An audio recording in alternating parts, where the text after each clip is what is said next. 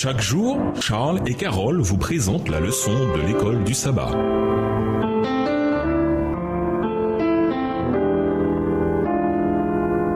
Bienvenue dans votre émission Dieu nous parle. Nous voilà la leçon de mercredi, dire non aux dettes. Lisons Deutéronome 28, verset 12. Que nous enseigne ce verset sur le fait de trop s'endetter? Quel principe est en œuvre ici?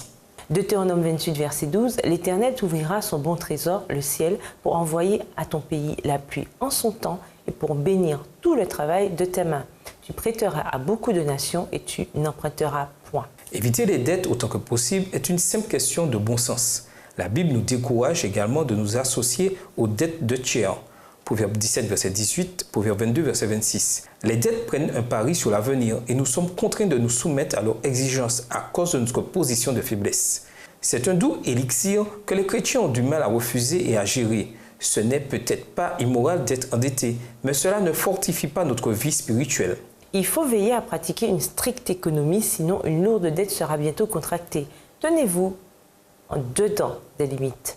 Évitez l'apparition des dettes comme vous chercheriez à éviter la lèpre. Les dettes peuvent se muer en esclavage financier, faisant de nous des esclaves de celui qui prête. Proverbe 22, verset 7.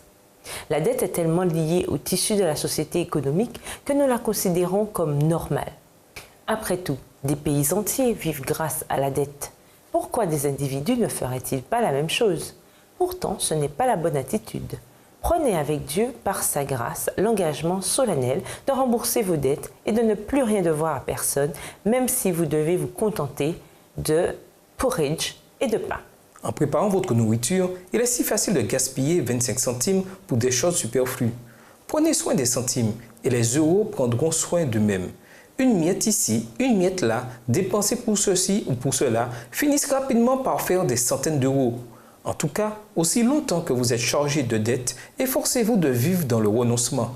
Ne flanchez pas, ne vous découragez pas et ne revenez pas en arrière. Faites abnégation de vos goûts et de vos appétits. Économisez centime par centime et remboursez vos dettes. Liquidez-les aussi vite que possible. Lorsque vous vous retrouverez entièrement libéré, ne devant plus rien à personne, vous aurez remporté une grande victoire. La dette est un fondement bien fragile sur lequel se tenir. Elle peut causer des dégâts dans notre expérience spirituelle et avoir un impact sur notre capacité à financer l'œuvre de Dieu.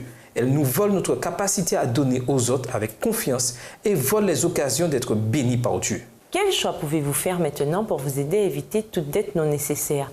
À quoi vous faut-il peut-être renoncer pour rester exempt de dette? Et nous vous laissons avec cette question de réflexion. Qu'est-ce qui influence vos habitudes en matière de dépenses? Au revoir. Et à demain si Dieu veut. Dieu nous parle. Chaque jour, Charles et Carole vous présentent la leçon de l'école du sabbat.